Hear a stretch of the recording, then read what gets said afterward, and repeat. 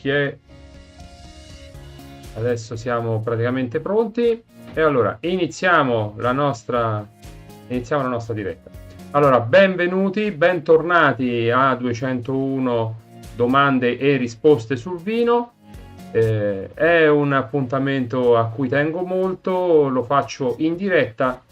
So che molti poi di voi successivamente alla diretta vanno su YouTube e praticamente vedono questo video magari con calma anche sulla spiaggia, sulla sdraio tranquillamente, e vi faccio compagnia anche in questi momenti magari di relax. Di questo sono molto contento. Oggi risponderò a altre 10 domande e arriviamo a 70. Già ne ho pronte altre 10, quindi io direi comunque per stasera rispondere a queste 10 domande che sono molto interessanti, ma non prima di avervi dato come sempre la possibilità di iscrivervi al canale YouTube Associazione Sommelier a Tavola con Bacco. Un bel mi piace mi fa sempre tanto piacere, e per non perdere tutti i video, grazie, cliccate sulla campanella. Abbiamo in programma tante attività da iniziare dal prossimo turno, quindi se volete sapere quale, www.atavolaconbacco.it. Quindi io direi di iniziare con la domanda numero 61. È una domanda un po' particolare, perché io stesso stento tante volte a trovarli nei vini, i tannini, e quindi la domanda è: il vino bianco ha i tannini? Quindi la risposta qual è?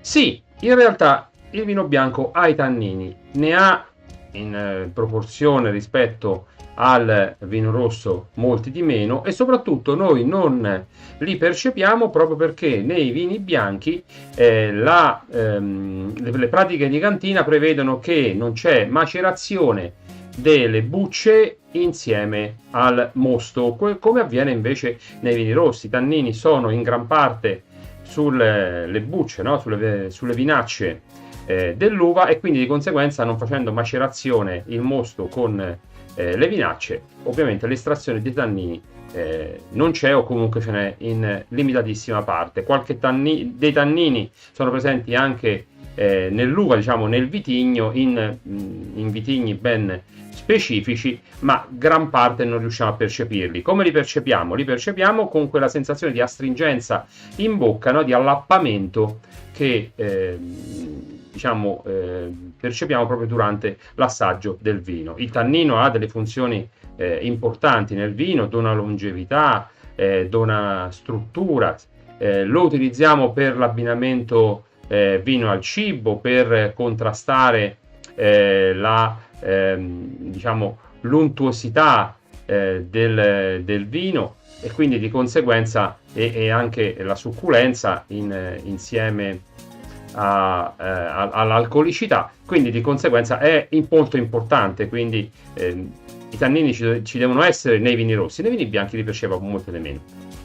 Se facciamo però macerazione delle vinacce con il mosto, i tannini ovviamente li percepiamo sicuramente un pochino di più. Nei rossi insomma devono esserci, poi di questo poi parleremo magari in un altro momento. Questa è interessante. La domanda numero 62: quale vino abbinare alle uova? Ora, sembra facile dire quale vino abbiniamo alle uova, ma in realtà non lo è, perché le uova le prepariamo in tantissimi modi. Noi non dobbiamo pensare solamente all'uovo magari fatta alla coque o all'uovo sodo. Noi prepariamo le frittate, possiamo preparare anche che vi posso dire, della pasta, no? Per esempio la carbonara, ad esempio, che ci viene messo tra gli ingredienti l'uovo.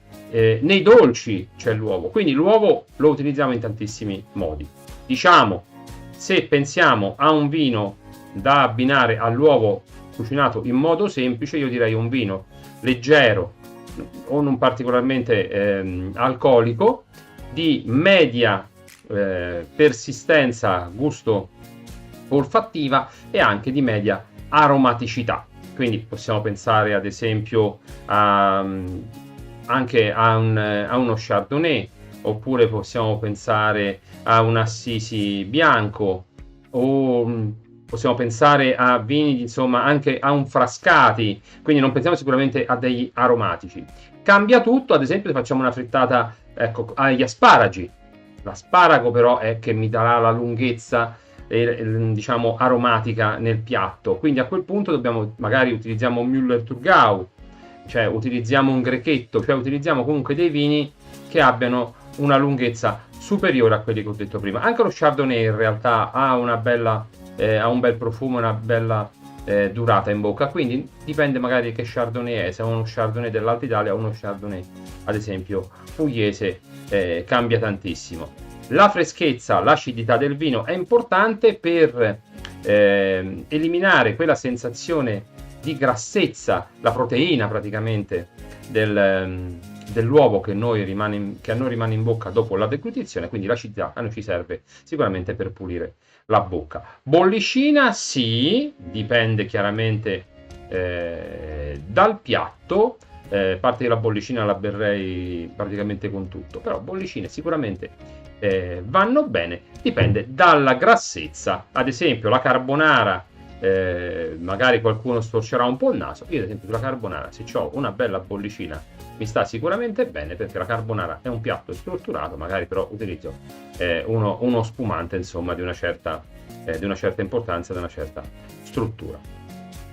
Andiamo avanti. Anche questa qui è una domanda che mi fanno spesso: quanto dura una bottiglia di vino dopo aperta?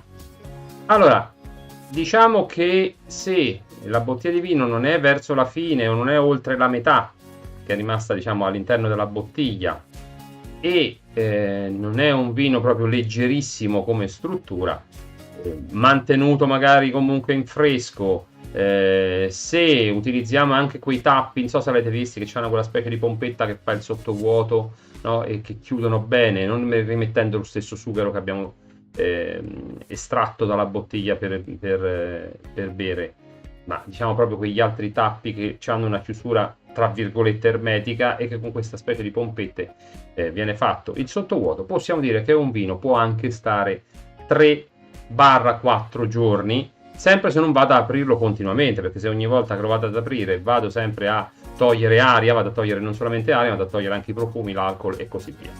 Per me la durata media sarebbe meglio massimo 2 giorni, però possiamo dire che un vino può anche arrivare a 3-4 giorni dopo l'apertura. Non andate tanto oltre. Sì, è vero, lo bevo, magari un bianco l'ho tenuto in frigorifero, è buono lo stesso, però perde molte delle sue caratteristiche iniziali.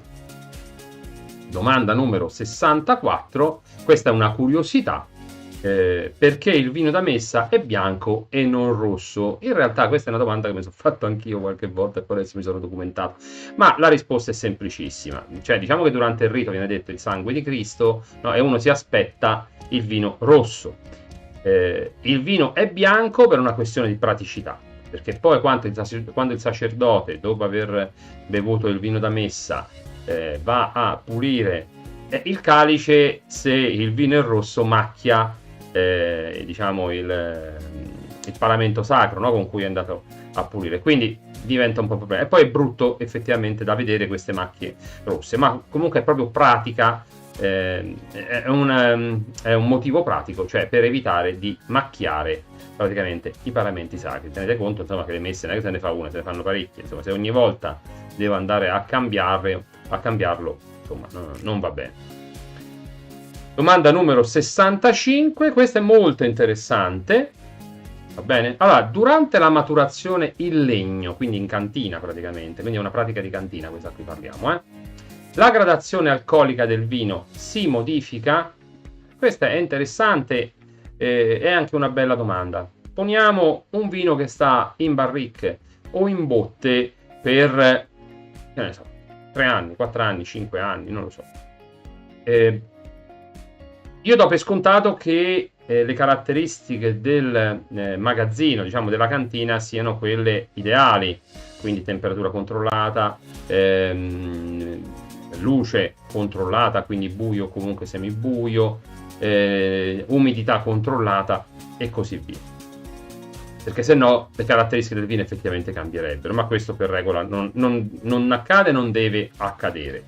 La modifica alcolica del vino è impercettibile, quindi non influisce particolarmente, mentre la maturazione in legno con la microossigenazione, il contatto del vino con il legno e altri fattori quali potrebbero essere anche l'ossidazione, microossidazione, ossigenazione del vino e ossidazione del vino e tante altre caratteristiche che si modificano, anche i sapori, i profumi che vengono diciamo donati dal legno al vino stesso. Chiaramente il vino sì, modifiche ne ha, ma proprio riguardo specifico alla gradazione alcolica è una variazione impercettibile, sempre che le caratteristiche del locale, dell'ambiente in cui conserviamo, maturiamo il vino, il legno siano giuste. Questa è un'altra curiosità, perché le bottiglie del vino sono da 0,75 litri e non da 1 litro. Allora, è una curiosità, ma neanche tanto in realtà, cioè nel senso, io mi ricordo da bambino, quando si andava insomma a prendere il vino, le bottiglie erano da 1 litro, non erano da 0,75 insomma, no? Ma parliamo di parecchio tempo fa. Diciamo che ci sono più di una risposta. Una è una come si può dire? Non so se una leggenda o sia vero. Pare che i soffiatori di vetro del 1700, verso la fine del 1700, soffiavano le bottiglie, e soffiare bottiglie da 1 litro era uno sforzo troppo grande. Quindi si limitavano a fare bottiglie e fare dei contenitori più piccoli. Un'altra ancora è perché nelle osterie 750 ml di vino sono praticamente 6 bicchieri di vino, quindi riempendo 6 bicchieri di vino si era sicuri di avere di svuotare la bottiglia. E avevi praticamente potevi far pagare in osteria 6 bicchieri di vino precisi, senza errore. Altri dicono che dipende dall'unità di misura inglese, che il vino, ogni cassa di vino poteva contenere 2 galloni, va bene, di vino, e quindi per ogni cassa ci si potevano inserire 12 bottiglie di vino da 0,75, e questo per il trasporto praticamente diventava una cosa pratica. Sta di fatto che nel 1975, scusate, una direttiva europea sugli imballaggi, la 75/106, ha decretato che il vino messo in commercio deve essere in contenitore da 7,50 ml. E quindi questo poi alla fine taglia la testa al toro. Domanda numero 67, questo lo troviamo scritto in etichetta spesso: cosa significa classico? Il classico, vi faccio un esempio: Orvieto classico, vi è capitato, no? Di vedere sulla bottiglia Orvieto classico, è una DOC che indica che il vino è prodotto nella area storica dove è nato l'Orvieto. Poi c'è l'Orvieto DOC che invece prende una zona più ampia. Un altro esempio: Chianti classico DOCG, Chianti classico. Scusate, Chianti DOCG e Chianti classico DOCG. No, detto giusto. Allora, il Chianti classico è la zona dove è nato il Chianti. Anzi, per i toscani, per gli amici toscani, è così importante che hanno un consorzio della DOCG dedicata a Chianti classico. Mentre il Chianti DOCG impegna un'area più ampia, va bene, con delle sottozone che adesso non vado ad elencare, va bene, dove viene prodotto il Chianti. Quindi con il classico noi indichiamo la zona, l'area storica dove è nato il vino. Domanda numero 68, questo è un vino che io d'inverno amo sorseggiare, ben caldo. Con quale vino si fa il famoso classico, non come quello prima classico, comunque il famoso vin brûlé? Vin brûlé lo possiamo fare anche in casa, perché stanno tanti preparati già pronti, oppure addirittura il vin brûlé già pronto in bottiglia, insomma, quindi. Però Di solito si utilizza un vino sangiovese, col sangiovese non sbagliate, andate bene dappertutto. Vi consiglio non una grandissima gradazione alcolica, si può fare anche con il bianco, qualcuno lo fa anche col bianco in qualche zona, però diciamo che quello storico, diciamo quello che conosciamo tutti, è il rosso. O vitigni internazionali, ad esempio come Cabernet Sauvignon o Merlot.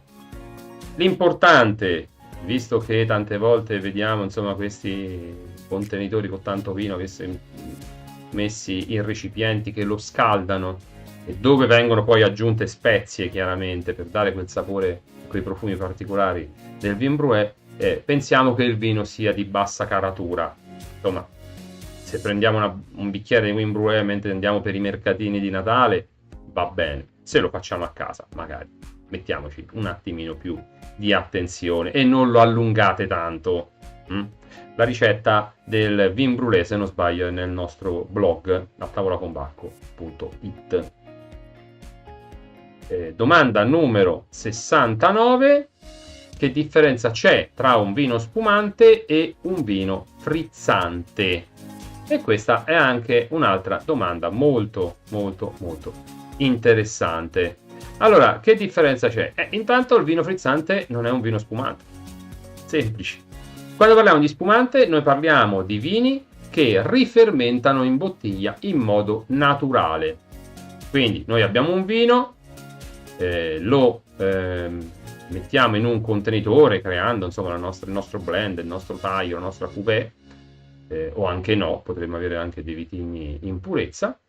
Poi lo andiamo a imbottigliare, aggiungiamo insomma liqueur diciamo di détirage viene detto, va bene, cioè quello che sviluppa la fermentazione in bottiglia, e poi dopo c'è tutto il procedimento per ottenere il nostro spumante. Il vino frizzante invece o è un vino che ha rifermentato diciamo non seguendo il procedimento che serve per creare lo spumante, o è anche un vino gassificato, che significa che al vino è stato aggiunto dell'anidride carbonica che lo ha reso frizzante. Lo spumante deve avere per legge minimo 3 atmosfere, gli altri vini frizzanti hanno tutti sono molto più leggeri come perlage, diciamo così, o comunque come bollicine. Perlage, insomma, parlare di perlage che non è uno spumante insomma non mi sembra corretto. Ecco, queste sono le differenze fondamentali. Poi chiaramente cambia la struttura, cambia le caratteristiche organolettiche, cambiano tante cose. Concludiamo con la domanda numero 70: quali sono le differenze tra vinificazione in bianco e vinificazione in rosso? Beh, quella fondamentale, tranne qualche caso, è che la vinificazione in bianco non prevede la macerazione, ne abbiamo parlato prima, no? Vi ricordate? La macerazione delle vinacce nel mosto, quindi con l'estrazione dei lieviti, dei tannini, di tante altre cose, mentre quella rossa, il rosso sì. Quindi in bianco facciamo una spremitura soffice, preleviamo il mostofiore e eliminiamo la parte diciamo dura, quindi le vinacce insieme ovviamente a raspi e vinaccioli, e poi procediamo alla fermentazione del mosto, quindi non c'è contatto con le bucce, no? Ho detto tranne qualche caso. Mentre il rosso andiamo ad estrarre il colore dell'uva, e ovviamente tramite macerazione nel mosto delle vinacce, e poi chiaramente anche qui cambia il tipo di vino e cambiano tante cose. Ma insomma, la cosa fondamentale che noi vediamo è che questa vinificazione ci cambia proprio il colore del vino. Poi, se facciamo una vinificazione del rosato, ci sono delle tecniche, tipo quello che può essere il salasso, la fermentazione breve, eccetera. Ma qualcuno potrebbe anche dirmi: ma allora scusa, il Pinot Nero, io bevo uno spumante di Pinot Nero e è di colore bianco, noi diciamo bianco, ma non è bianco, insomma è giallino, eccetera. Perché? Perché viene vinificato in bianco, cioè viene fatta una spremitura soffice, raccolta l'uva prima che il colore delle bucce passi nella polpa, diciamo, dell'uva, quindi non c'è colore perché la spremitura è soffice, non c'è contatto di mosto con le bucce e quindi di conseguenza il nostro vino di Pinot Nero è in realtà non rosso, ma è di colore chiaro, è di colore giallo paglierino, comunque un colore insomma che non è rosso e neanche rosato. Questa è la differenza fondamentale. Poi chiaramente le differenze organolettiche poi scaturiscono da tutto il processo di cantina, per la pratica di cantina per i vini rossi e i vini bianchi, che ovviamente sono diversi. Siamo arrivati alla fine, è stata anche questo pomeriggio un piacere.